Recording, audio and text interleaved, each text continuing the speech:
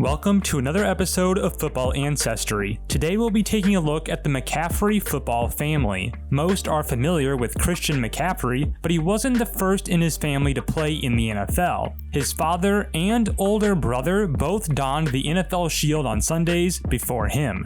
We'll start with the top of the family tree, Mr. Ed McCaffrey. Ed McCaffrey entered the NFL after a collegiate career at Stanford, in which he finished as the school's 5th all-time leader in receptions and 3rd all-time in receiving yards, and was enshrined in Stanford's Athletic Hall of Fame as a wide receiver. This led McCaffrey to get the attention of NFL scouts and resulted in him being drafted in the 3rd round of the draft by the New York Giants in 1991. He would serve as a backup receiver his rookie year, only catching 16 passes for 146 yards on the year. He remained in a reserve role for the next 2 seasons for the Giants, never eclipsing more than 610 yards receiving. He would be cut following the 1993 season. The San Francisco 49ers would give him a chance in a similar role. Ed McCaffrey would only catch 11 passes for 131 yards and 2 touchdowns with the 49ers. But he did earn his first Super Bowl ring as the 49ers defeated the San Diego Chargers 49-26, thanks to an offensive powerhouse led by head coach George Seifert and offensive coordinator Mike Shanahan, combined with quarterbacks Steve Young and Jerry Rice. No wonder they won the Super Bowl. McCaffrey contributed with 1 catch for 5 yards in Super Bowl 29. Although memorable, that one season with the 49ers would be his last in San Francisco. Following that year, he would sign with the Denver Broncos in 1995 under head coach Mike Shanahan, who plucked him from their time together on the 49ers. Ed McCaffrey would earn an increased role on Shanahan's Broncos and took over as the full-time starter in 1996 at age 28, hovering around 500 yards for his first 3 years on the team. He would contribute to the Broncos winning Super Bowl 32 in 1997, defeating the Green Bay Packers 31-24. Ed finished the big game with 2 catches for 45 yards. But finally, in 1998, McCaffrey put it all together and exploded onto the scene with a 64 reception, 1,053 yard and 10 touchdown performance. The Broncos would return to the Super Bowl and finish off the Atlanta Falcons 34-19. Ed McCaffrey could wear his 3rd Super Bowl ring with pride, as he was a major contributor to that win, catching 5 passes for 72 yards. He would follow up that impressive season with another 1,000-yard year in 1999. In 2000, Ed McCaffrey would put on the best season of his career, picking up his 3rd consecutive 1,000-yard season with 1,317 yards on a Broncos record at the time 101 receptions and 9 touchdowns. Unfortunately, that next year, McCaffrey would fracture his leg in week 1 of 2001, causing him to miss the entire rest of the season. He would be able to bounce back in 2002 at age 34 with a solid 69 catches for 903 yards. However, injuries would continue to plague him the following year, and Ed McCaffrey would retire from the NFL following the 2003 season at the age of 35 after 13 years in the league.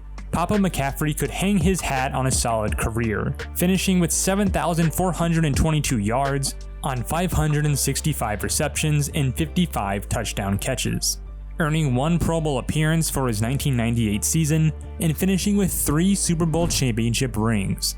It's certainly a career he could be proud of, but what he could be even prouder of is the success of his 4 sons, 2 of which have been able to reach the NFL level.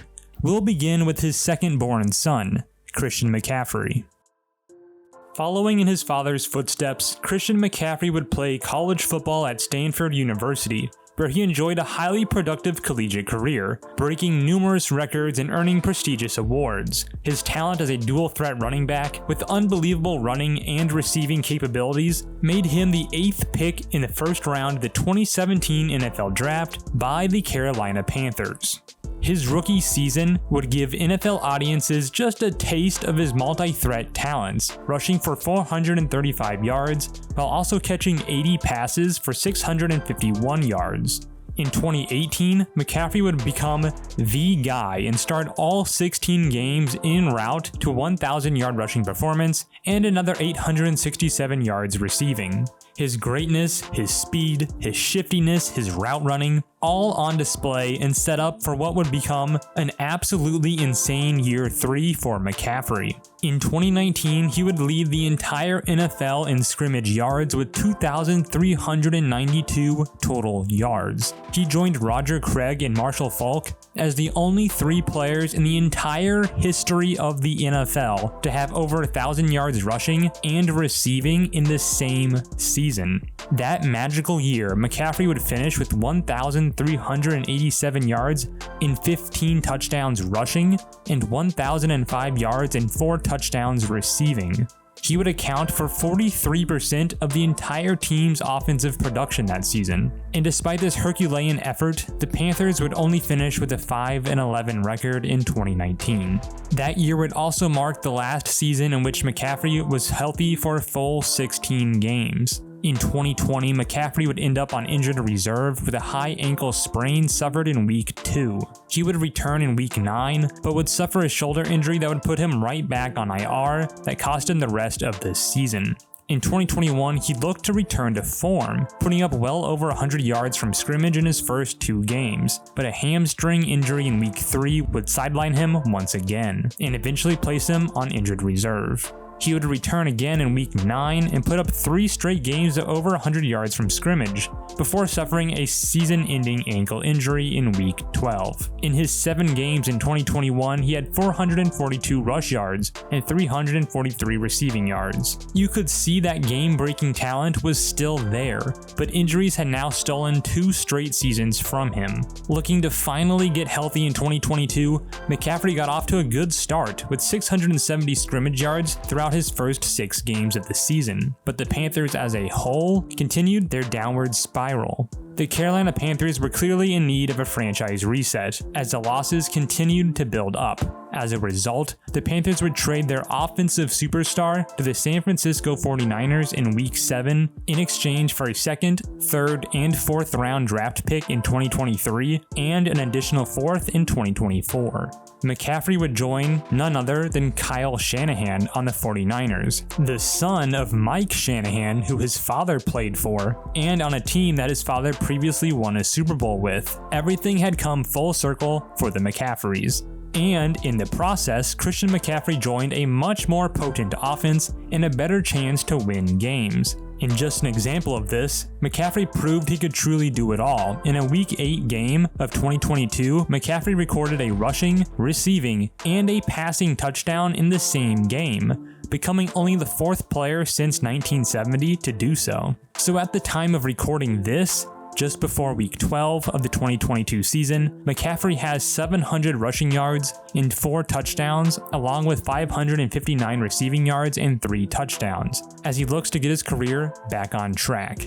In total, McCaffrey has ran for 4,207 yards and 34 touchdowns, as well as 3,574 yards and 20 touchdowns receiving so far in his career. He has earned 1 Pro Bowl appearance and 1 first-team All-Pro selection for his efforts. Going from Stanford standout to quality NFL starter, Christian looks not just to follow in his father's footsteps, but to build upon that by striving to establish himself as an NFL superstar with a decade-long career and hopefully a Super Bowl ring or 2, just like his father before him. The final member of the McCaffrey family to reach the NFL level is Christian's older brother, Max McCaffrey. Max's NFL experience would be quite different from that of his younger brother and father. Max McCaffrey entered the NFL as an undrafted free agent wide receiver for the Oakland Raiders in 2016, after an alright collegiate career at Duke. He would be released in the preseason cutdowns, and later that year would sign with the Green Bay Packers practice squad and be activated to the active roster in the NFL championship game as insurance for Jordy Nelson, who was dealing with an injury, although Max would never get a chance to play in that game. In 2017, he would sign with the Saints practice squad before getting an opportunity with the Jacksonville Jaguars active roster following an injury to receiver Allen Robinson. In Week 5 of 2017, in a matchup against the Steelers, Max McCaffrey would make his first and only catch of his NFL career for 4 yards.